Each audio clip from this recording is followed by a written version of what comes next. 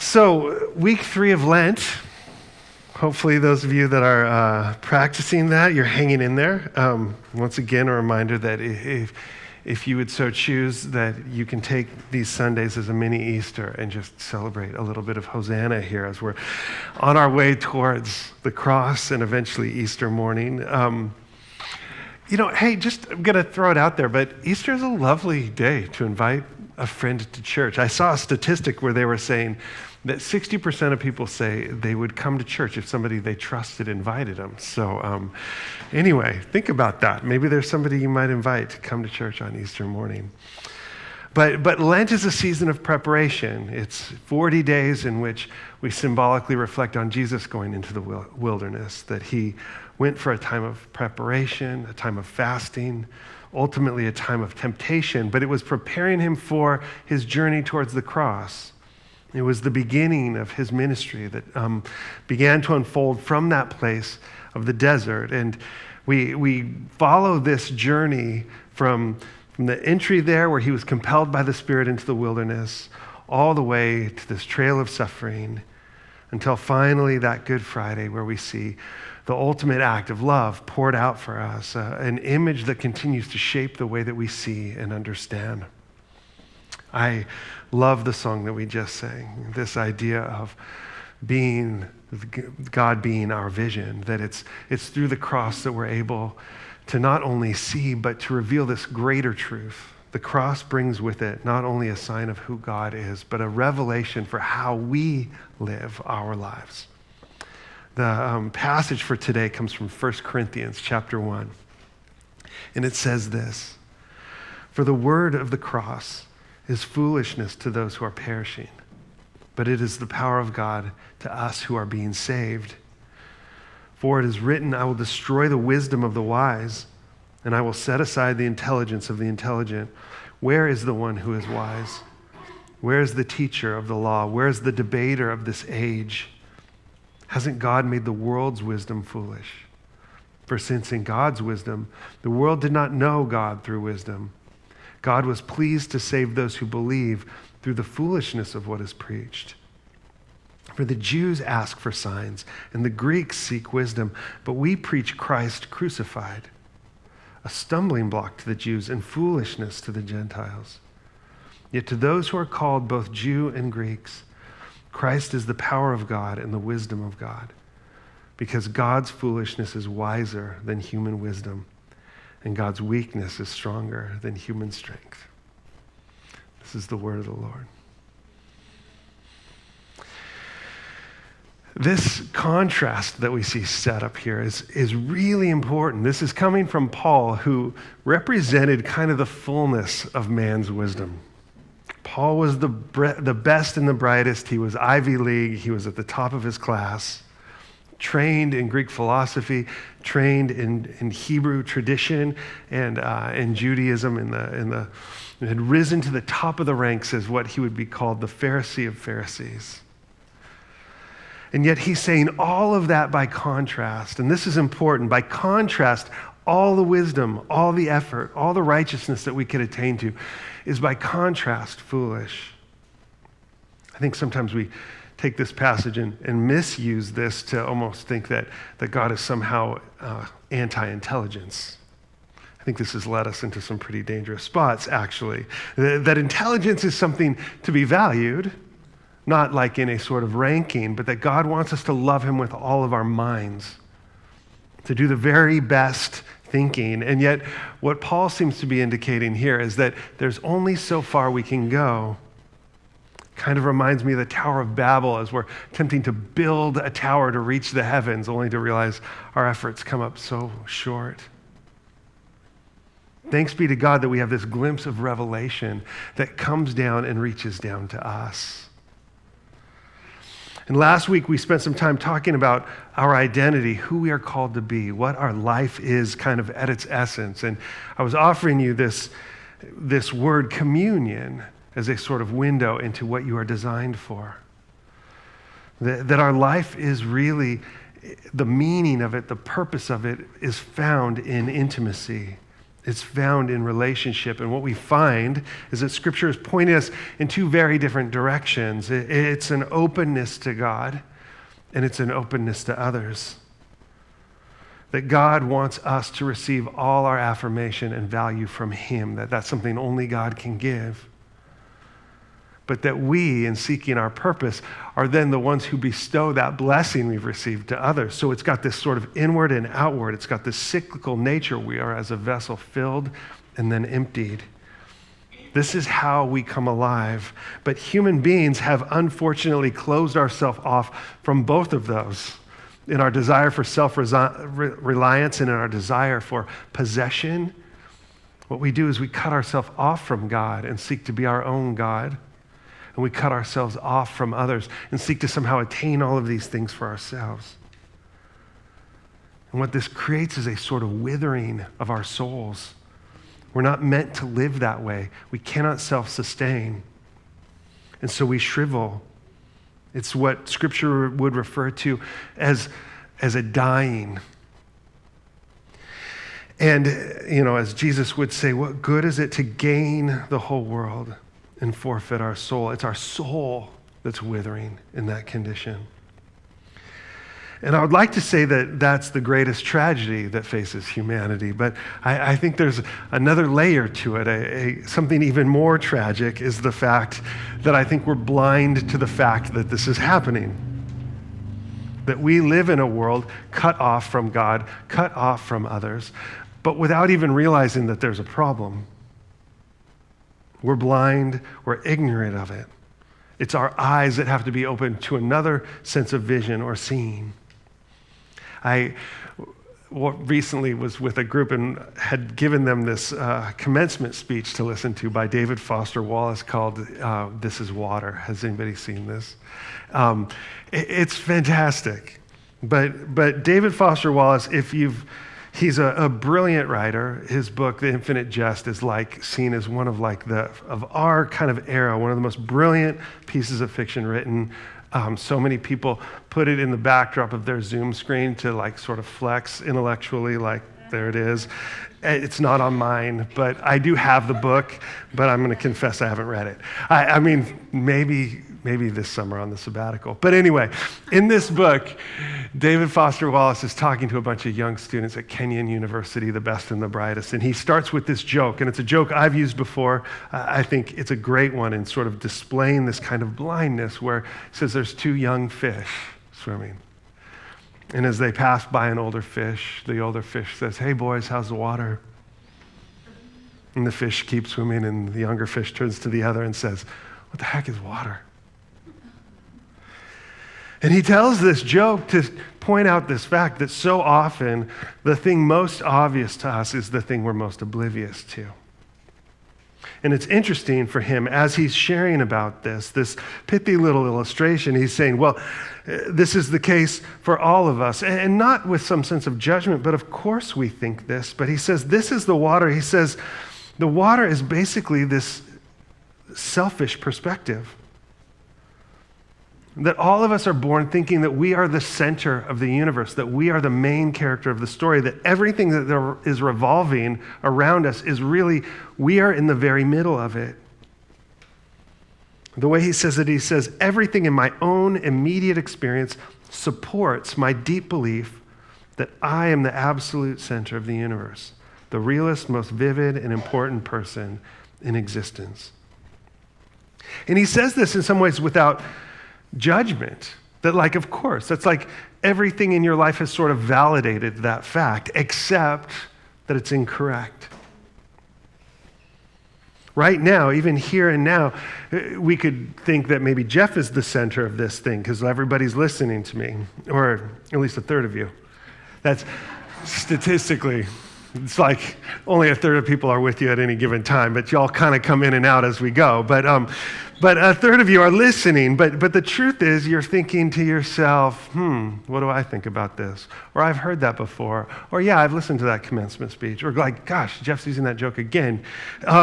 Whatever the thoughts are, right? It's happening in your sphere. You are the center of this world. And that if we're not careful, we end up building a whole trajectory of our lives around that inward sense of looking. And we become so attached to our control, our pleasure, our sense of power, that becomes the whole primary influence of how we choose and make decisions throughout life.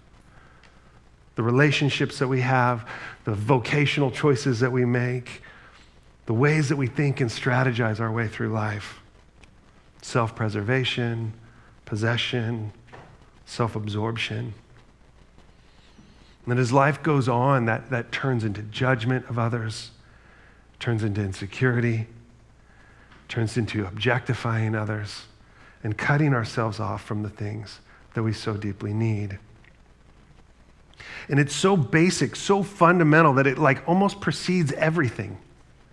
This understanding of this water. If we don't understand it and jump ahead, maybe we jump to religion and we come up with a whole religious system turned inward.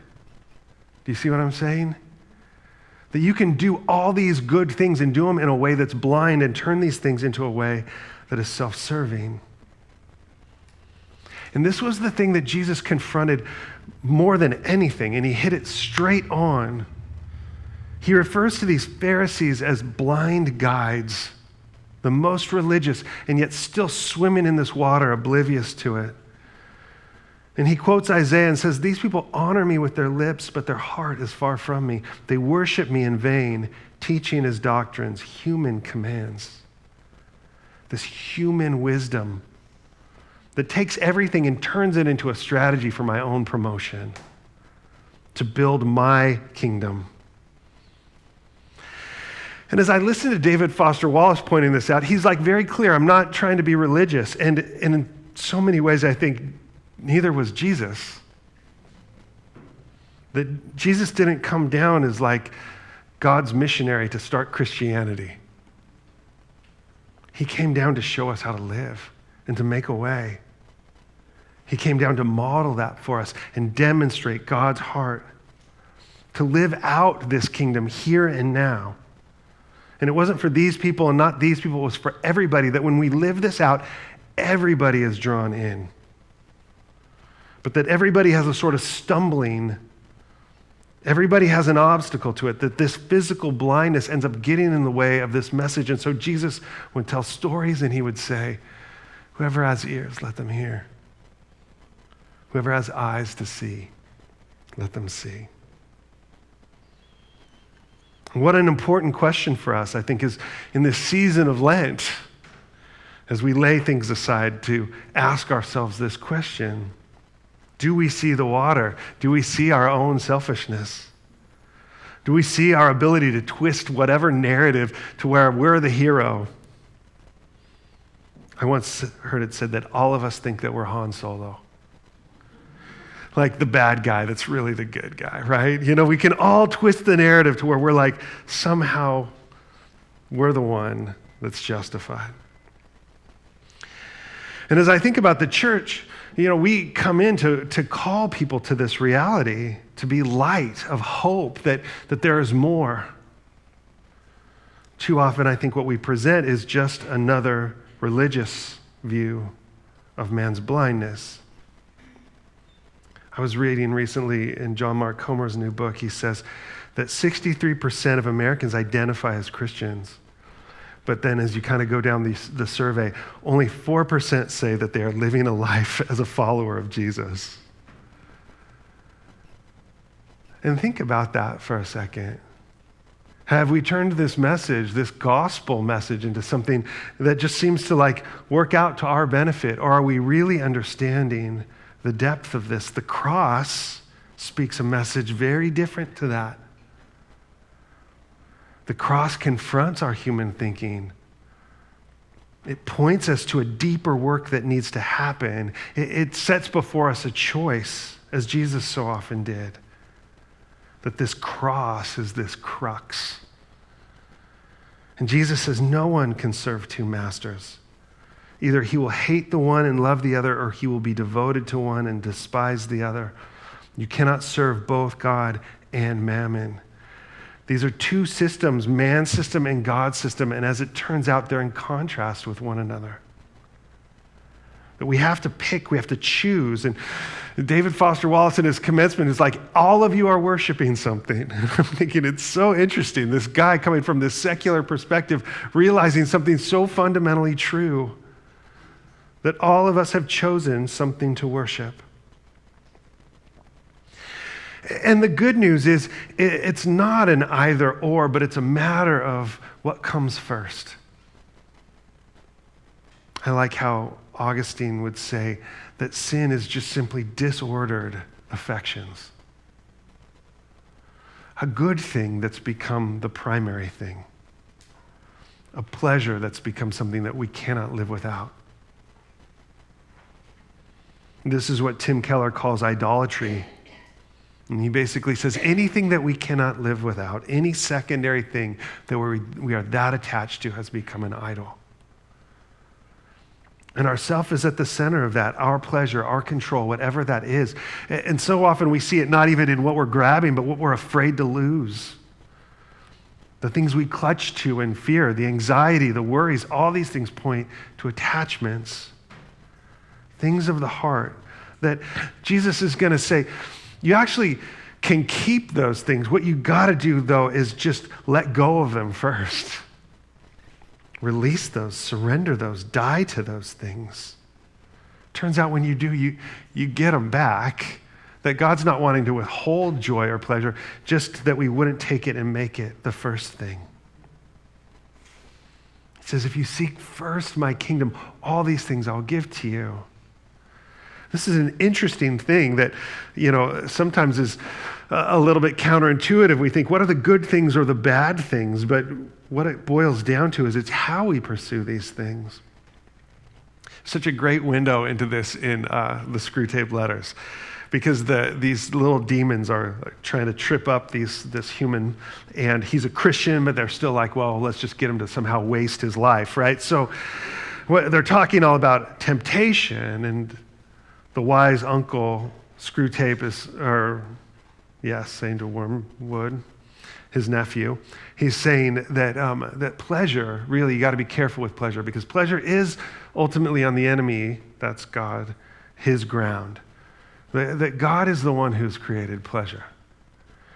And he says this, never forget that when we are dealing with any pleasure in its healthy and normal and satisfying form, we are in a sense on the enemy's ground.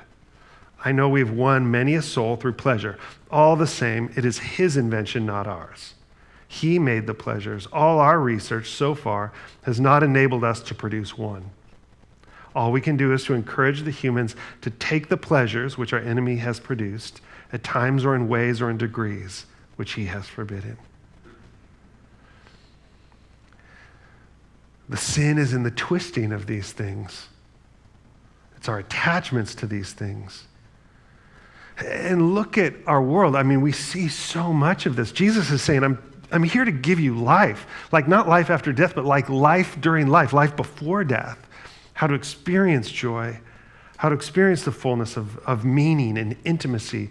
And we take something like intimacy and we turn it into sex, and we take sex as something like for our pleasure. And then we even take it further than that and create pornography out of it. So you're like totally detached, so broken. And what is happening in that? This sort of inward despair, this guilt, this like withering. We take resources, and instead of stewarding those things, we clutch to them and attain them for our own sense. Instead of being generous with a meal and reaching out to others and creating hospitality, we become gluttonous of it. All of these ways that we're missing out on life by clutching so desperately to it. This is where man's wisdom falls short.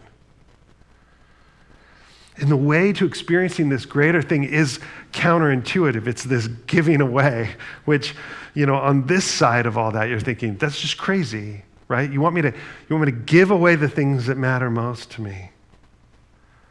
You'd have to be a fool. It's interesting that Paul kind of affectionately takes that title on in 1 Corinthians. He says, I've got the wrong spot here. He's going to say, I think that God has displayed us, the apostles, in last place. Like men condemned to die, we've become a spectacle to the world, both to angels and to people. We're fools for Christ, but you are wise in Christ. We are weak, but you are strong. You are distinguished, but we are dishonored. Up to the present hour, we're both hungry and thirsty. We are poorly clothed, roughly treated, homeless. We labor, working with our own hands when we're reviled. We bless when we're persecuted. We endure it when we are slandered. We respond graciously. And this way of thinking, right, this is so foreign to us. And I think this is not to be turned into some system of like seeking out suffering or seeking out martyrdom. But you see Paul going like, yeah, no, it's fine. All of this in light of this greater reality. And Jesus, as he was like drawing people to himself, his disciples, I love this, that they were following so closely, and yet in so many ways didn't see the water. They still had their agendas as they walked with Jesus. They still were pursuing their own ends. Peter was so convinced that they were there to kill Romans, that he pulls his sword out in the middle of the garden and like tries to start a fight. Judas, who's following, thinking some sort of financial prosperity, is actually like stealing from the coffer along the way and ends up betraying Jesus when he moves towards the cross. And James and John, I love these guys. They're kind of in the inner circle, and yet, maybe still a little worried about that. So their mom goes and tries to negotiate a deal with Jesus. It's like the first snowplow mom. She's like, hey, Jesus, when you come into your kingdom, could James and John sit at either side? These guys who are following like Jesus, but for some sort of personal agenda. And when Jesus goes to the cross, it just ends up shattering this reality for these guys. That Jesus willingly surrenders. He yields. He ends up getting humiliated and dies. And for them, this response, this sort of transition into seeing, at first comes with a sense of despair. Like, oh no, they've lost this thing that they thought was the prize. Only to realize on the other side of this, and what we celebrate at Easter, that no, all the treasure and value of eternity is secure. That nothing had been lost. That this was the way forward. That the way up truly was first a way down. That this idea of yielding was how you entered into this next stage of reality, this greater glory. And I think this is one to me of like my favorite little sort of apologetic moments in the resurrection. People are talking about, what is the evidence? What is the evidence for the resurrection? And there's a bunch of different things that you can kind of focus on. But one of the ones that just I think I always am drawn to is the transformation of these guys. These guys who fled in fear and cowardice and dismay. Something happened that changed the trajectory of their lives and made them all of a sudden from this place of cowardice to boldness. This courage that came over them. And what you see for each one of them is that they too followed in these steps. That almost all of them ended up martyred, pouring their life out, being considered, as Paul would say, a fool. That they might show the reality of what was to come. The tangibility of eternity, that it was worth it. And this, for us, is this invitation. Easter brings this moment where we ask ourselves this question, do I want to see? Am I living my life for my own sort of inward pleasure? Or am I really emptying my life out for the sake of the kingdom? Corrie ten Boom says, the measure of all life, after all, is not its duration, but its donation. And that, for us, is our marching orders as well. That as followers of Christ, we come with this invitation to pour our lives out, to first receive and then to give. That when we do that, we end up manifesting this kingdom here and now. We shine light to this world, coming into the midst of the darkness. exposing the short-sightedness of the seeking after pleasure and revealing instead this greater calling of communion, of intimacy, and that's to be received and given, that everything in our life is something that we steward and we pour out. Every blessing is ours to then bless with. And the cross represents everything that God has done to make that way. And yet what you see again and again is Jesus simply extending that, offering that. Something in us has to want it. There's an admission that I'm sick before I can get healed. In Mark 10, there's this story of this man Bartimaeus, and he's this blind beggar in the crowd. And as he hears Jesus is coming by, you can imagine him in this blindness and the despair. He starts crying out, "Jesus, Son of David, have mercy on me." Many warned him to keep quiet, but he was crying out all the more, "Have mercy on me, Son of David." Jesus stopped and said, "Call him." So they called the blind man and said to him, "Have courage, get up. He's calling for you." He threw off his coat, jumped up, and came to Jesus.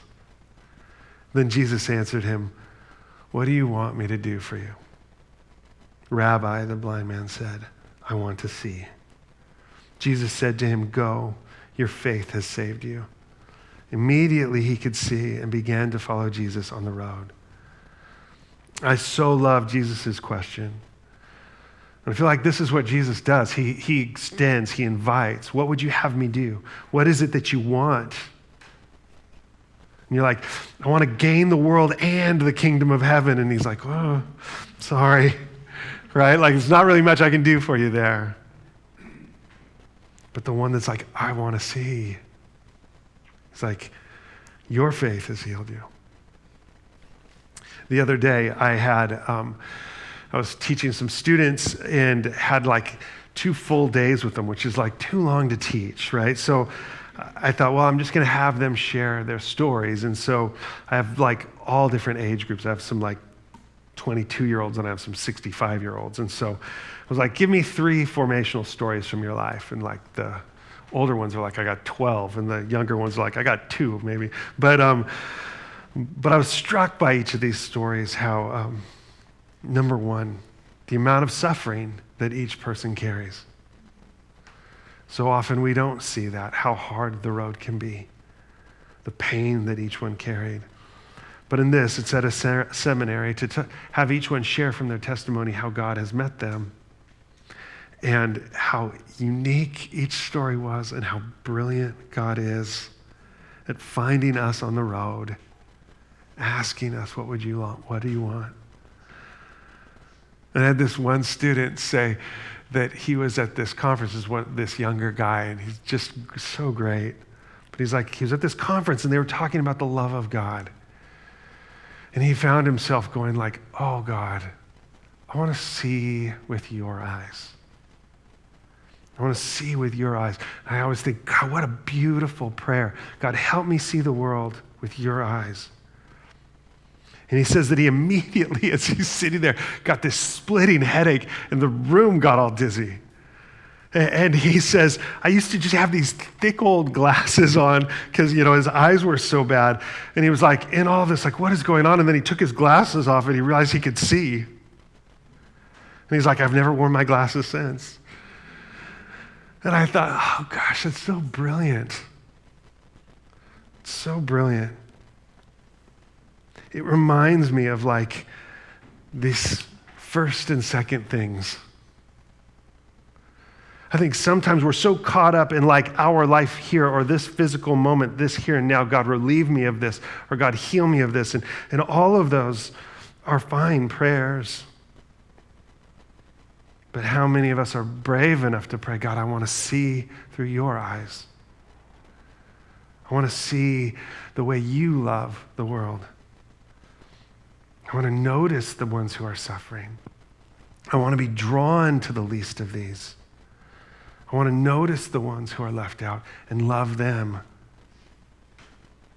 I love how in this case, not only did God speak to him, but he healed his physical side as well, like it's a bonus, right? Like, "Oh, by the way, I'll give you that one too." And I think in so many ways, this is how God's grace works. It's abundant and it's filled with so much goodness in life, but how important it is that we're asking the right questions. As we go through life and we struggle and we worry, how often are we constantly pulling our wisdom back into the equation? I think sometimes in a season like Lent, it's a way of laying things aside so that we can see more clearly. It's saying, Jesus, take the log out of my eye instead of me constantly pulling that speck out of another's. Asking God to come in and heal our vision.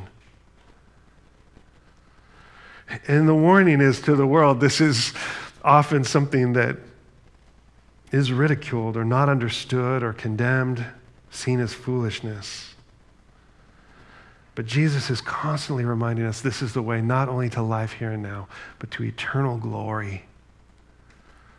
That the light and momentary affliction that we face here and now is producing us an eternal weight of glory that surpasses all. Some questions to reflect on here. And we're going to go to the Lord's table. Some of these you could just think about during your week, or you may circle back and revisit as we go from here. But first, the quote by Tim Keller about idolatry being anything we cannot live without. What are some potential idols or distractions in your life? How do they hinder your relationship with God and others? Number 2, think about the transformation of the disciples after Jesus' death and resurrection. How does their example inspire you to live a life of sacrificial love and service? Number 3, reflect on the idea of seeking first God's kingdom and righteousness.